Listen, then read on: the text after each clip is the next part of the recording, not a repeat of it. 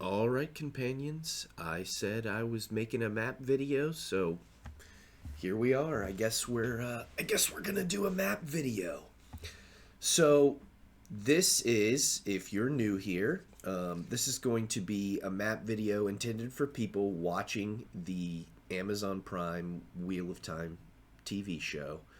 I think people who haven't read the books would probably find this the most useful, but people who have read the books can always use a refresh, right?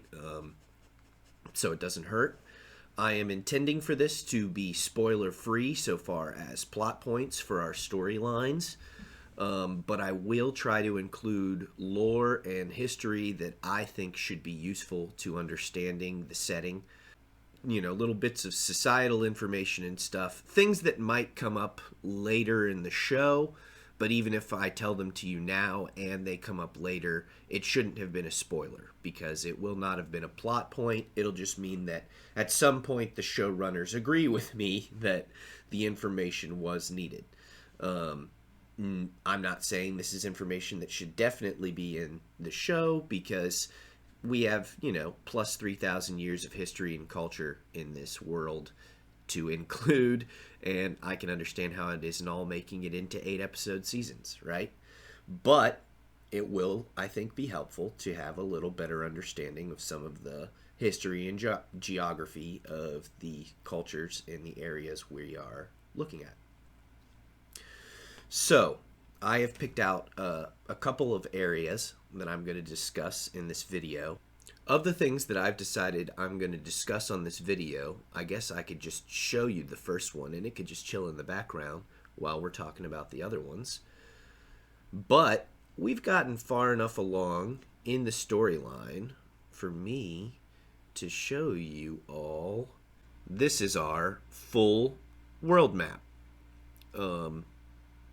Not a ton I want to pour into looking at this right now, but you can see the area our story is taking place in, the Westlands, is actually really just a fairly small part of this overall world.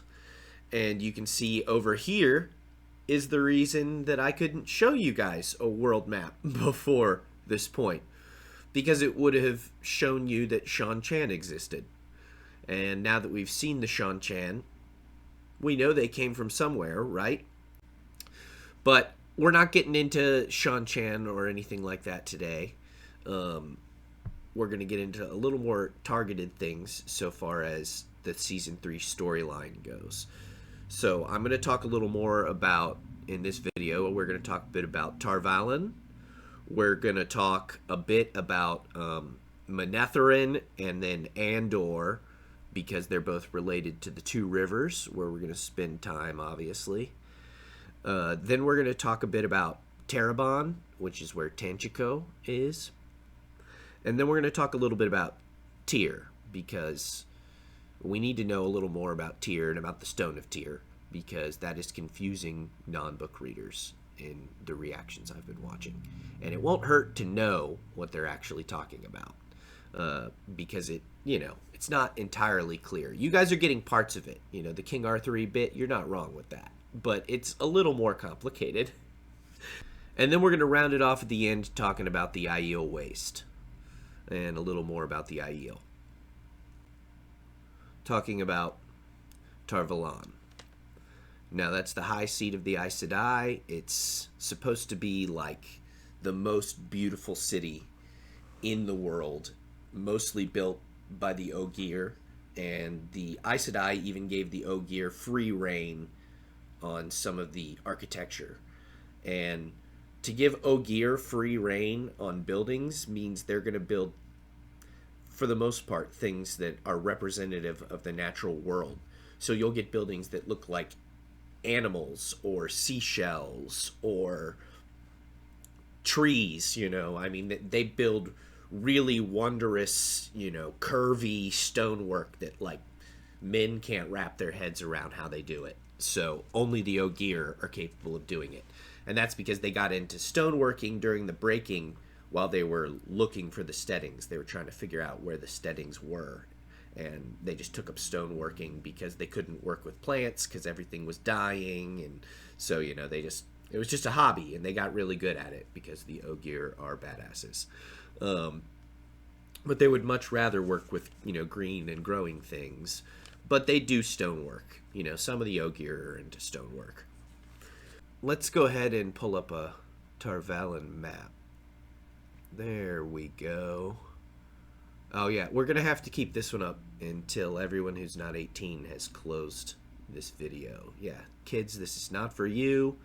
This map is filthy. Alright, no, really. We've switched up to this beautifully colored map. Thank you to whoever made this. It is a lovely... I'm sure it says somewhere on here. Is that Adam Whitehead? Thanks, Adam. So yeah, this is no, my little vagina joke in the last one. Yes, Tar Valon is a vagina. It's a big vagina. Okay, it makes sense, right? Thanks, Robert Jordan. He kind of hit, just hitting us a little bit over the head with that one. Or I guess Aes Sedai, because the Aes Sedai, designed this place. But this is the island of Tar Valon. And you can see the White Tower in the very middle, right? And the Ogier Grove is down here. That's where, they would go to use the Waygate.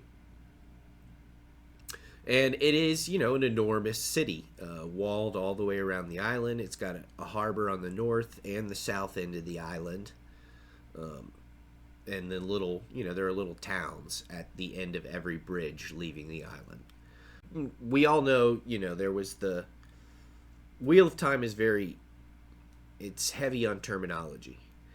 And there were a couple of wars that people watching the show right now probably are sort of considering to be won, right? But we've seen enough now. If you're up to season 3, episode 4, then you are fully caught up to know everything I'm about to tell you. If you are not caught up to season 3, episode 4, you probably want to get there before you do this. Or if you don't mind, then keep watching. But we saw bits of the end of the Age of Legends there. That would be, I'm assuming, though, the beginning of the breaking, because you'll notice there were no male Aes Sedai around. So if there are no male Aes Sedai around, that's because they're already going mad, and if they're already going mad, that means the Dark One's prison has already been sealed by Lews Therin and the 100 companions. And that's what caused the men's, side of the power to become corrupted. And so, since it's only women sending away the Aiel, we can assume that this is actually during the breaking. This is no longer the War of Power. So the War of Power was the war amongst the Aes Sedai fighting for the Dark One and against the Dark One. At the end of the War of Power, when all the men started going mad, that's the breaking that everyone talks about. And the breaking went on for 300 years, because that's how long it took all the male Aes Sedai to die. So they completely destroyed out all civilization, all trace of civilization, essentially. At the end of 300 years of breaking, there were still individuals who called themselves Aes Sedai and groups of people who called themselves Aes Sedai who were working together, but not always. They were, a lot of them were independent because everything had been broken apart. All the real structure had been destroyed in the breaking.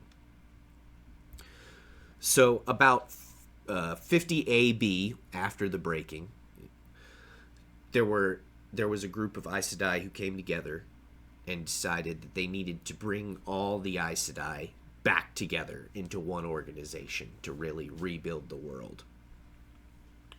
And in 98 AB, about 100 years after the breaking, they started building Tar Valon, and they had Ogier doing it for them. But they planned the thing out for a huge city right from the beginning. There was never a point where it was like a little, tiny thing. They planned out roads and walls and all that for the huge city that would eventually be there. And then between 50 and 100 after the breaking, they were going around uniting the Aes Sedai. They're a little vague about how they did that, but we can assume there was some violence, there was some, diplomacy, all that mix of different things. But eventually they got all the Aes Sedai together under the leadership of the White Tower, even though they hadn't fully built it yet. And they started, policing themselves as we're the real Aes Sedai, and anyone else who calls themselves Aes Sedai are no longer Aes Sedai, so that they could retake that title. And it's around this point that they create the 3 oaths, that they can't lie, that they can't do violence, except for in defense of their own life, that they can't make a weapon to hurt another, person or whatever. And they made those oaths so that they could be trusted amongst the general populace, because after 300 years of breaking, people didn't even really totally remember what had happened. They just knew that the Aes Sedai had destroyed the world. So the female Aes Sedai at this point swore those oaths and pretty much blamed it on the men. They were just like, no, it was the men who destroyed the world. We didn't really do that. We tried to protect you guys, and we're willing to swear these oaths so that you can trust us again. Oh, and then up here in the corner you can actually see that's what the flag of Tar Valon is supposed to look like. It's the Ajah colors all around the flame of the White Tower. So next I pulled up the 10 nations. Now this is the group of 10 nations that formed after the breaking. So you can see the 10 nations, and then also there's this decently sized square of land that Tar Valon rules directly at this point in history. So these nations all formed what's called the Compact of the 10 Nations, which was sort of like a diplomatic treaty of today, like NATO, so far as it was mutual self-defense. So if they were ever attacked by Shadow Spawn, the other nations were supposed to come help them. So the Compact of the 10 Nations formed about 200 years after the breaking, which is about 100 years after the formation of Tar Valon. And the Covenant of the 10 Nations lasted for about 800 years before the Trolloc Wars. So we're just doing that little bit of background on what is the 10 Nations so we can talk a little bit about Manetheren. Manetheren here, you can see, is in basically the same area as the 2 rivers. And the capital of Manetheren is right near Emond's Field. And Manetheren was like the foremost nation for fighting Trollocs and fighting the Dark One at this point in history. They were called the thorn to the Dark One's foot and a bramble to his hand. But at one point in the Trolloc Wars, when their armies were pulled away to another battle, an enormous Trolloc army descended on Manetheren. And their king, King Aemon, and his army were fighting. We're not exactly sure where this battle was, but the battle was called the Field of Blood. So we know it was not a pretty battle to be at. They were told that if they could hold out for 10 days, that they would get reinforcements from the other nations and from Tar Valon. So they ran back from the Field of Blood, and they set themselves up at a river crossing. And they fought there for the 10 days, waiting for their reinforcements to come. And the reinforcements never came. So at the end of the 10 days, when no reinforcements came, people started pouring in from all over the countryside. Farmers, men, women. They all just came and started. They were fighting with farm implements and stuff. I mean, trying to protect their home, trying to protect the mountain home, as they called it, Manetheren. even though the army was there trying to give these people time to escape, many of them came and just fought anyway. Eventually, as they were losing, Aemon himself, King Aemon, died in the battle. And when he died, it was said that his wife, who was an Aes Sedai, felt it. And she was so overcome with grief that she just took in as much of the One power as she could contain, and she wanted to kill all the Shadow Spawn with it. But when she did that, she took in so much of the power, she basically nuked the capital. She leveled the whole city in trying to destroy all the Shadow Spawn. And so that's both where this beautiful city of Manetheren went, and also how this Trolloc army was destroyed, because she killed so many of the Trollocs that the rest of them broke and fled, so that the last remnants of the people of Manetheren survived. And many of those people, some of them left because, Manetheren was dead now. It didn't exist. But some of them, some remnant of a remnant, stayed and became the farmers of the two rivers that we know today. And then the spot where Aemon was said to have died, supposedly a spring came up there, and people settled around it. And Aemon's Field, as the place where he died was called, eventually became Emond's Field, the village where our main characters grew up. Then, on, let's call it the micro level, we have here a map of the two rivers. So this is a pretty small area, right? You have the two rivers that make sort of the V shape around the outside, and then you have the mountains of mist that make the top of, this triangle, let's say. The Waterwood, it's not super easy to get through any of that, very marshy. And both of these rivers have very few crossing points. And on the other side of the Manetheren Drell, right there across the bottom, I believe I think that's the Manetheren Drell,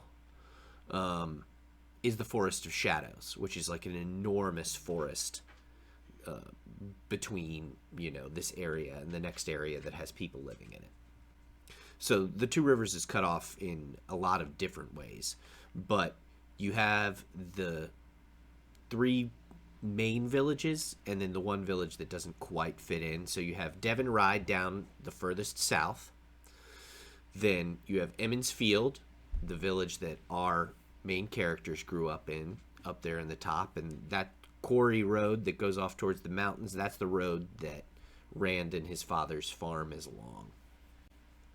And then if you go further north, you have Watch Hill, and even further north from Watch Hill, you have Terran Ferry. And most of the people in the two rivers kind of don't consider Terran Ferry folk to really be, they're not really two rivers folk, because they live all the way up there on the river, and they have some interaction with the outside world, so they're just, a little weird. They're not really two rivers folk. And that's where we saw Moraine destroy the boat.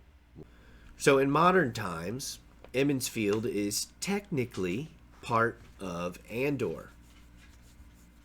And Andor is this long nation in the center here. But the thing you probably need to know about the whole Emond's Field being part of Andor thing is most people in Emond's Field might not even know that, because Andor's control over the area has slipped over the last few generations, and they don't collect taxes or anything like that out there. They don't send guards. So are they really part of it? Like, they technically are, according to our map here. But they don't feel like they're part of it for the most part. But Elaine, for example, would be very insistent that Emond's Field is part of Andor. So if you haven't watched my other video, you probably should if you want to understand this better, because I go over the in-between periods, the War of the 100 Years period, in which the 10 nations fragmented into many much smaller nations, which were then overtaken by one man Artur Hawkwing, who made them all one nation. And then when he died, they all fragmented again into different nations. And one of the nations that came out of that was Andor. Andor was formed by the granddaughter of the former king of Aldashar, which was the nation that existed there before it was conquered, before Artur Hawkwing. And so her name was Ishara. She was the first queen of Andor. And so it's an unbroken queenship all the way back to Ishara, who it's always been or some relative to some degree of Ishara who's held the queenship. And it's always a queen, no kings. So when Artur Hawkwing died, it was a lot like, if you're a history person, the death of Alexander the Great. His best generals and whatever kind of started their own states and broke away. And the man who was considered to really be his best general married Ishara, who started Andor. So here, Andor's capital city is called Caemlyn. Little map of Caemlyn up here from the books for you.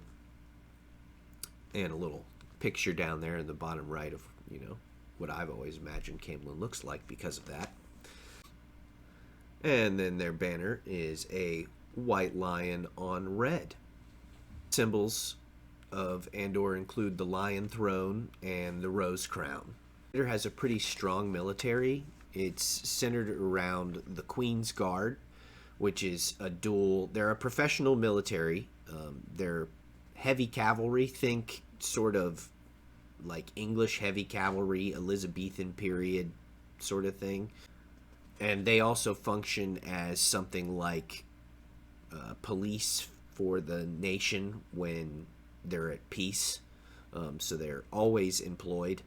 But then on top of that, they also levy local semi-professional militias in times of war. The major exports for Andor are wool, precious metals, tobacco, grain, and Andoran coins are supposed to be one of the most valuable ones in the world. You would want Andoran coins over the same coin from most other nations. Their army is commanded by the first prince of the sword, which, if the queen has brothers, it's going to be her brother. So in Elaine's case in the books, it's Gawain, because he's her full brother, and Galad is her half-brother. So even though he's the older brother, since he's only her half-brother, he's not the first prince of the sword.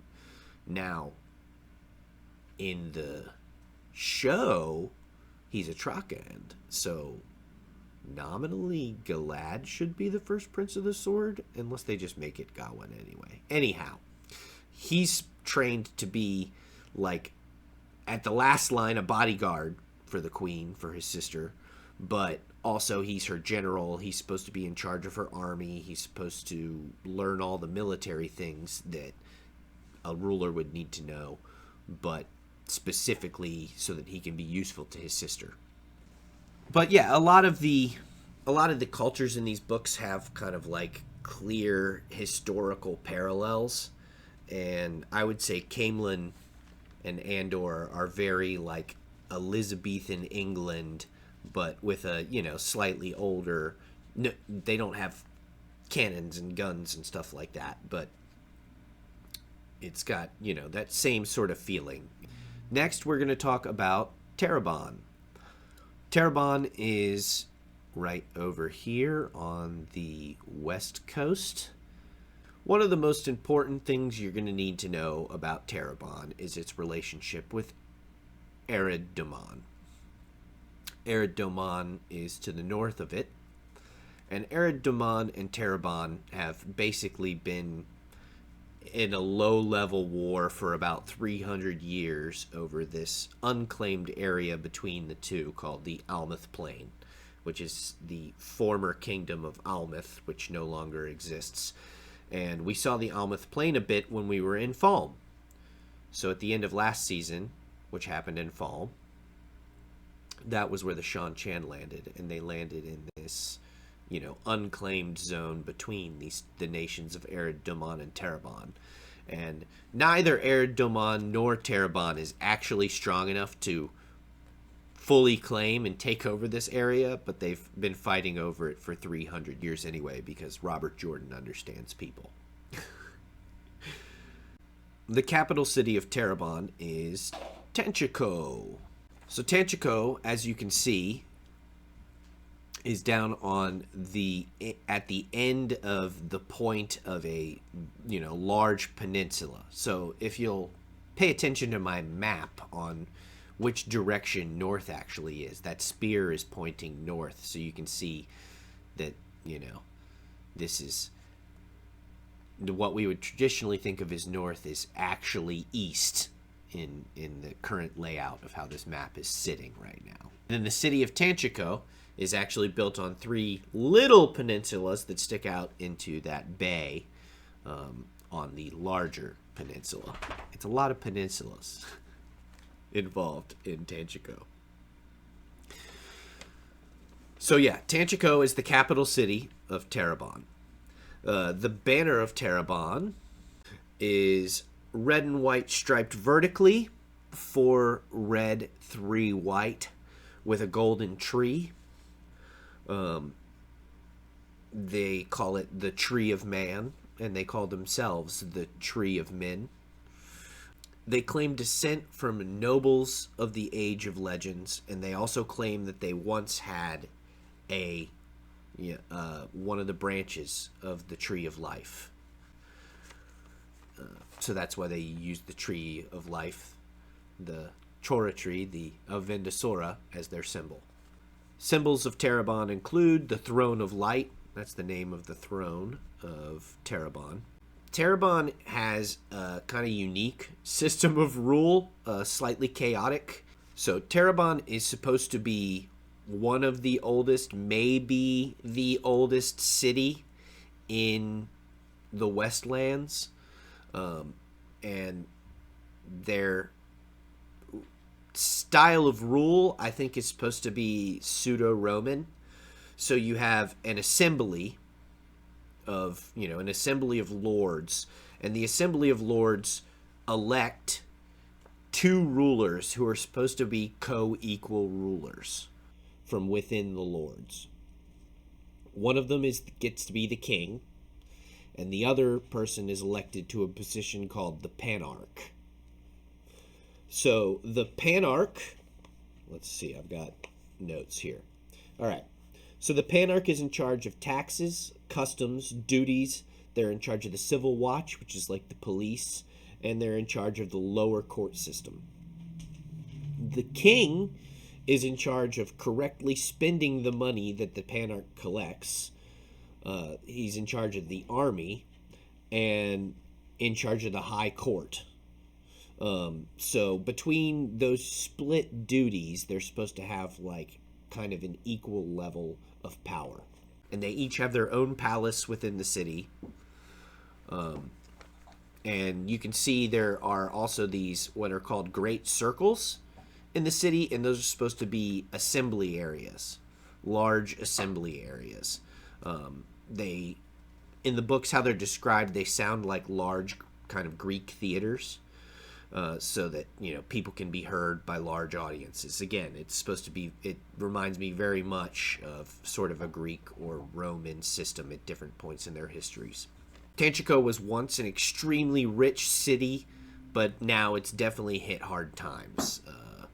It's a very rough city at this point in history, but it was a beautiful, outstanding city at earlier.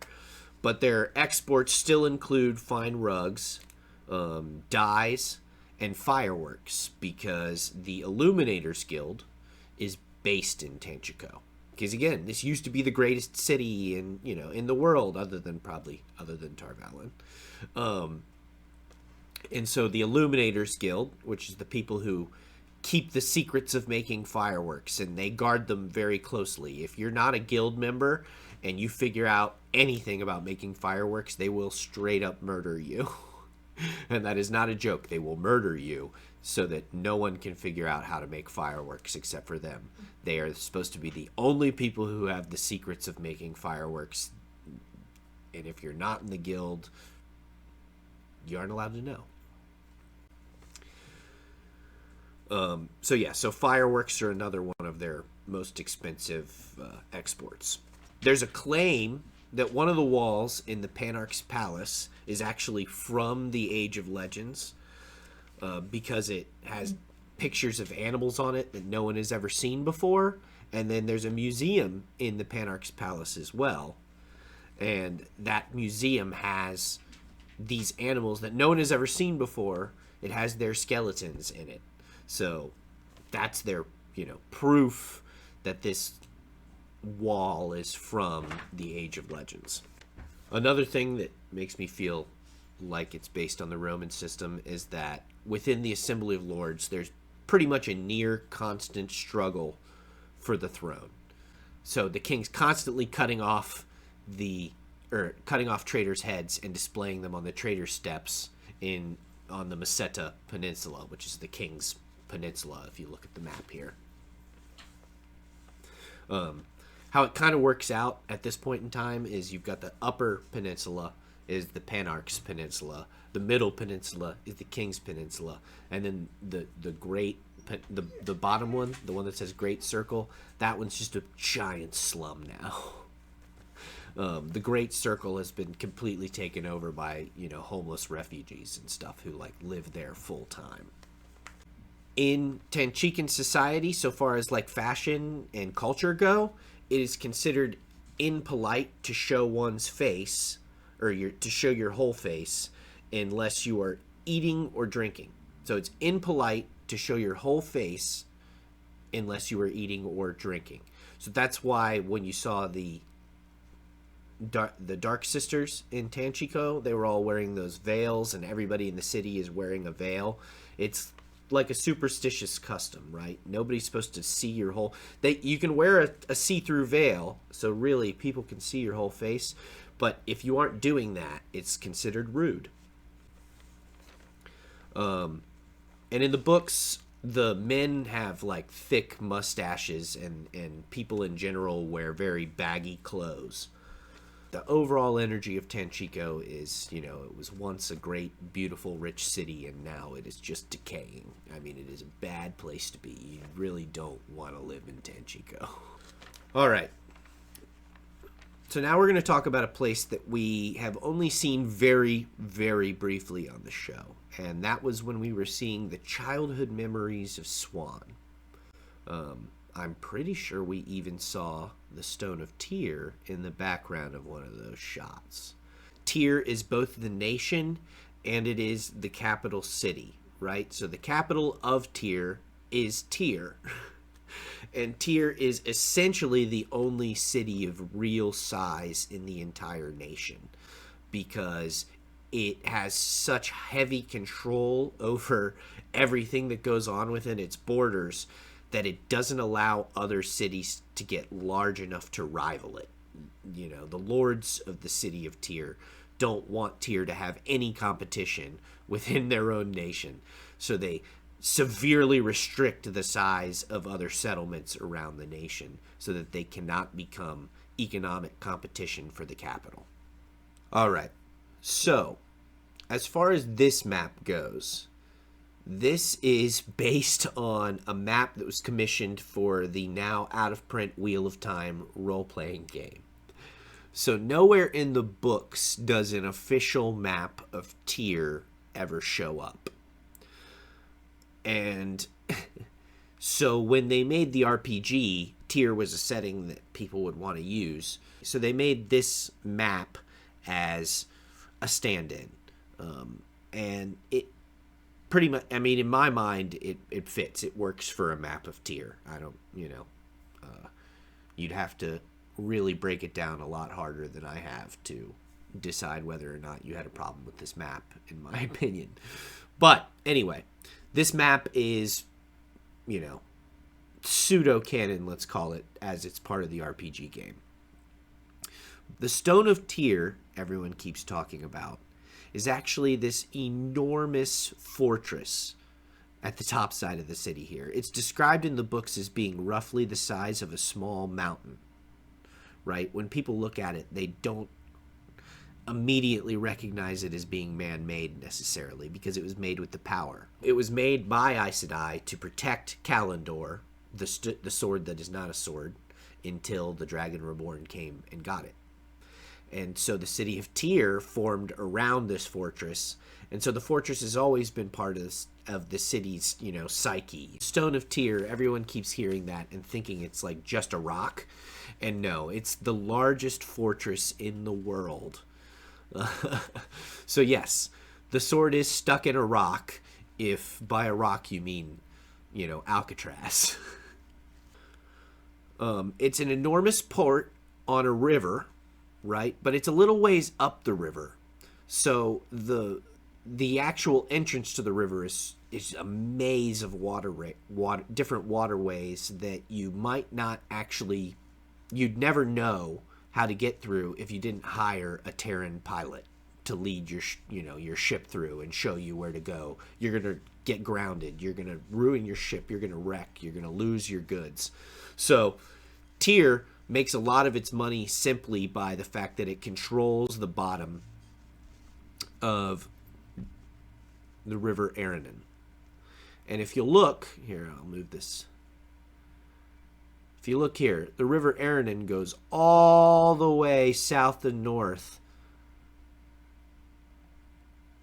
all the way up to the Blight. So it's like one of the most important trade routes in this whole world. And it has to run through Tyr. So yeah, Tyr makes a great deal of its money simply controlling the trade on the river Aranon. The banner, as you can see down here in the bottom corner, is 3 white crescent moons on a field that's half red and half gold. So rulership of Tyr is the Council of the High Lords of Tyr. They rule together, though you have to be of like a high enough status to be on the council. But there's no fixed number of members on the council. There's been anywhere from like 6 to 20, according to Jordan. And then the Lords of the Land are what you call the Lesser Lords of Tyr, and those are the guys who carry out the edicts of the High Lords of Tyr. Lords in Tyr rule absolutely. They can't be tried for crimes against peasants or anything like that. Peasants are not allowed to carry weapons in Tyr. Foreigners are allowed to carry weapons, so like if someone sees you in the city and you're carrying a sword or something like that, it basically automatically means you're a foreigner, because normal people in Tyr are not allowed to own weapons. This is one of the 2 nations in the world where channeling is outlawed. You are explicitly not allowed to use the One Power in Tyr. They're not quite as bad as like Amadisia, which is where the White Cloaks are from, about it. It's still like Aes Sedai are not really welcome there. Stone of Tyr, it's the oldest stronghold of mankind. It was built during the breaking by Aes Sedai to contain Kalendor. It's been besieged more than 100 times and never fallen. And in the heart of the Stone of Tyr, which is the centralmost room, is the sword that is not a sword. The military, the nobles ride horses. The stone is defended by an elite unit called the Defenders of the Stone, who are an infantry unit. And the defenders also work like police, sort of, within the city as well. And so far as the economy goes, Terran exports, the main exports are olive oil, and they're known for having the best horses in the world. And then they also export grain and fish, obviously. All right. So the Aiel Waste is the area right in here. And I just am going to use the world map really quickly to show you that before I go back to. All right, now, so far as this map goes, this is a fan-drawn map based on descriptions from the books and all that, from what I draw. It's by a gentleman named Rob Christensen. And I just really like how it looks, because it looks so much like the hand-drawn maps that are in the books. and I think he's just done. I think he's done a very good job with it. So he's even estimated where he thinks the different the different clans live. But it's I like that it is just this little strip of land between the mountain ranges, right? It shows us what we're working with, what we should be thinking of the Aiel Waste is looking like. Whether or not it is exactly correct is another argument for people who care about getting into that. I think this is a great representation of what the Aiel Waste looks like. So the Aiel Waste is obviously it's a large desert. You've got the Dragon Wall on one side. You've got the Sharan Mountains and chasms on the other. And in the north, you have the Mountains of Doom that go up to the Blight, obviously. But Trollocs call this area the Jevik Kasher, which means the dying grounds. So yeah, even Trollocs are kind of freaked out to go to the Aiel Waste because the Aiel hunt them. And the waste is harsh. It's rugged. It's almost waterless. It's very much the mountains are very extreme, really up and down. In the places where there are mountains. The Aiel call the waste the threefold land because it's supposed to be a shaping stone to make them, a testing ground to prove their worth, and a punishment for their sins. Most Aiel are not aware of what that sin is, but again, if you've watched 3-4, you now know what the sin that they are paying for is. They follow a system they call Ji'ito, and Ji'ito means honor and obligation. Ji is gaining honor, To is owing obligation to someone else. And you can gain Ji or lose To based on your actions. There are 12 clans. The Charin, the Kodara, the Darain, the Goshian, the Mayagoma, the Nakai, the Rain, the Sharad, the Shido, the Shiande, the Tardad, and the Tomanel. So the system of Ji'ito really influences the Aiel outlook on life, obviously, because they're all about honor and they're all about obligation and about, paying obligation. If you have obligation, you cannot ignore it. You need to pay back that obligation or you will never be whole again. If you have an obligation to another person, you need to pay it back as quickly as possible. The Aiel also really respect grit. They respect a person who is never going to give up, even if the task that they have been given is impossible. They are just supposed to keep doing the impossible task. So this little comic I stuck up here is from one of the Wheel of Time comics, and it's when at the end of the Blood Snows fight that we've seen, after they've killed Layman, the Aiel all just turn around and go back home because they killed the person they came here to kill. Like that one guy who cut down the tree, he was the guy they were here to kill, and then they were just going to go home as soon as that was done. So as they were headed back, this is a group of Borderlanders led by Lan, because Lan was fighting in the Blood Snows. And when Lan sets himself up to fight these Aiel, he thinks there's way less of them than there are. And then they come out of the trees and there's tons of them, and Lan thinks he's about to die. And instead of killing him, all of these Aiel salute him and they shout out the name they call him, Ein Alain.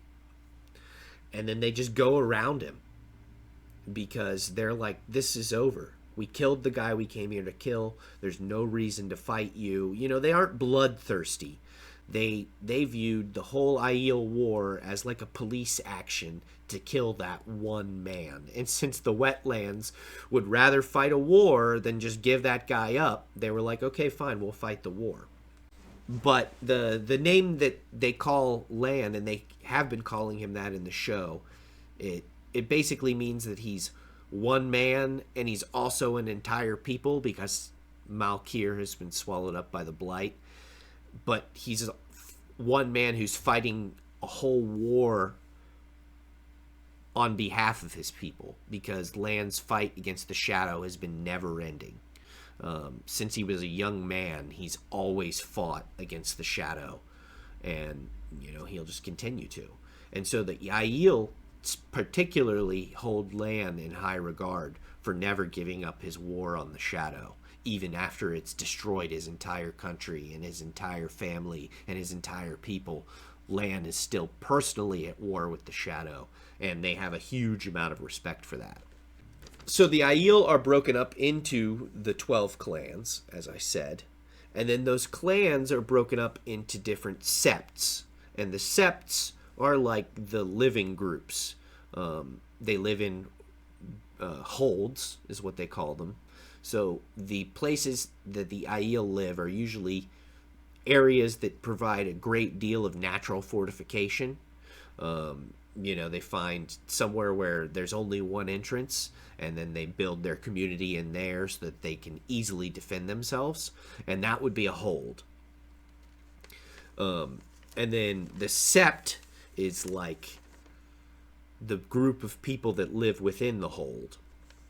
But there will be more than one sept that make up a clan. So if I were an Aiel, I might introduce myself as Charn of the Jaren Rift Sept of the Kodara Aiel.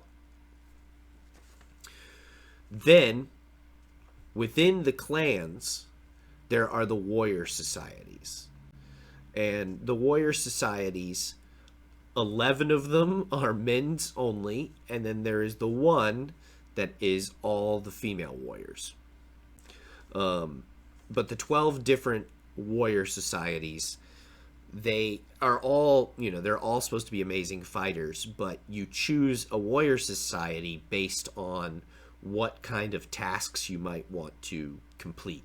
And they all have like kind of specific things that they're good at doing, or they're supposed to be better at doing than other warrior societies. So first I'm going to tell you the societies, and then I'm going to tell you what they're good at, or what they're supposed to be good at. So the 12 societies are the Red Shields, the Dawn Runners, the Night Spears, the Black Eyes. Those are the guys that I saw them with the paint, and I got really excited because I could recognize them. The Water Seekers, the Thunder Walkers, the Brothers of the Eagle, the Stone Dogs, the Maidens of the Spear, the Knife Hands, the Mountain Dancers, and the True Bloods. So, additional duties of the Aiel warrior societies. The Red Shields serve as something like the police of the different holds, and also thief catchers. If there's a murder or something like that, you might go to a Red Shield to solve the crime. Dawn Runners are vanguard fighters, which means they attack first. So if you're going into battle and you need a specific thing to be done right at the beginning of the battle, that is something that you would give to Dawn Runners. You would say, you're going here, you're hitting first, you're trying to turn their flank or whatever first. You choose the Dawn Runners to do that. The Night Spears are night guards. For camps and for holds, they're, particularly guys who are they like to do night duty. They like working as night guards. And then the Black Eyes are the night attackers, right? So the Night Spears are guards. Black Eyes are attackers. And then they also serve as questioners if you had prisoners and you needed to get answers out of them. The Black Eyes are also considered to be one of the warrior societies that are the touchiest about Ji'ito, about honor and obligation. Aiel are all touchy about honor and obligation as a people. But of the warrior society, Black Eyes, Maidens, and I think it's Stone Dogs are the three that are supposed to be the most particular about Ji'ito. I would say Water Seekers is a pretty self-explanatory name for a warrior society. They're the best at finding water. But the thing that goes along with that is essentially they're like survivalist specialists. Because if you're going to be good at finding water in an area where there is no water, that means you need to be really good at surviving without water, right? Just in case you don't find it. So these are the kind of people who are the best at knowing what you can and can't eat in the waste, and knowing how to remove edible meat from an animal where not all the meat is going to be edible and stuff like that. You know, they're the ones who just have all the bushcraft knowledge. Thunderwalkers are specifically like reinforcement troops. You use Thunderwalkers in battle. Like during the battle, if you see there that your flank is turning, you're going to be like, Thunderwalkers, go fix that. Or if you see that there's a weak point that you could hit really fast and finish your enemy, you might send the Thunderwalkers to go do that. They are, they're just specifically used as reinforcement troops. The Brothers of the Eagle are scouts, most especially scouts in mountainous environments. So they're very good at the up and down, at the climbing, at that kind of stuff.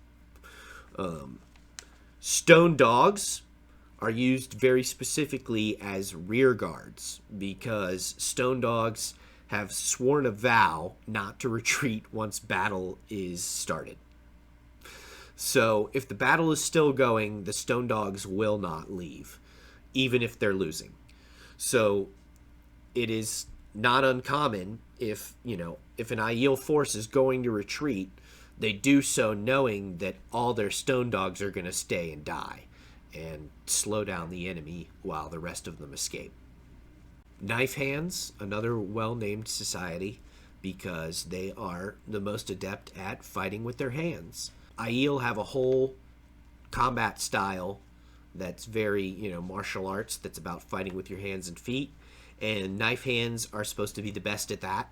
Some of them even prefer to fight with their hands and feet as opposed to using spears. Mountain dancers, mountain combat. They're supposed to even go so far as like, oh, we're not just good at fighting in the mountains. Like, we know how to use it to our advantage and the other person's disadvantage. True Bloods are interesting because they have a specific purpose, but it's a secret known only to the clan chiefs. So if you're a True Blood, you know the secret, but you're not allowed to tell other people the secret. So they do have kind of a reputation of, especially young True Bloods are often like very likely to try and prove themselves as warriors, because everybody else isn't even allowed to know what their mission is, so they have to prove themselves as warriors if they want to prove themselves at all, because their whole purpose is secret. And obviously, last but not least, I did save them last on purpose, are the Maidens of the Spear, and this is the female warrior society. At one point in time, the female Aiel did not fight, but one of the memories we unfortunately missed in 3-4 is the first woman taking up her spear. And so female Aiel warriors are actually why the Aiel use short spears. That was something that they started doing, and the rest of the Aiel followed along because it was such a good fighting tactic. Maidens are particularly used as they're supposed to be the best scouts the Aiel have, but they can do everything. That's true of all these societies.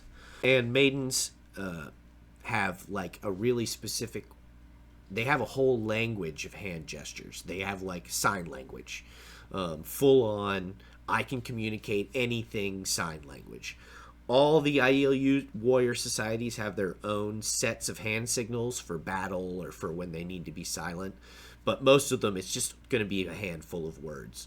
But two maidens can talk to each other just using their hands without any needing to speak. It's also been known amongst Aiel society that the Karakarn was going to be the son of a maiden. But maidens do not keep their children. So if a maiden gets pregnant, she has the child, and the wise ones take the child, and they pass it off to another couple somewhere else in Aiel society, in a different sept somewhere, secretly, so that nobody knows whose child that is, so that, maidens can't be distracted by knowing their child is out there somewhere. So the Aiel have the maidens have a very interesting relationship with the Karakar, and that'll be really fun to watch develop. Well, companions, those are the topics I said I was going to cover today. We're just going to have to see how this turns out after I edit it. It doesn't feel as put together as the other video did, but we'll see if you guys like it. If this was helpful, if you have other questions, if you'd like me to do, a background video on something else, I'm kind of thinking about doing one on the Sean Chan. But yeah, just drop it in the comments below, let me know, and hopefully I'll see it and get back to you. Otherwise, I will see you next time, companions.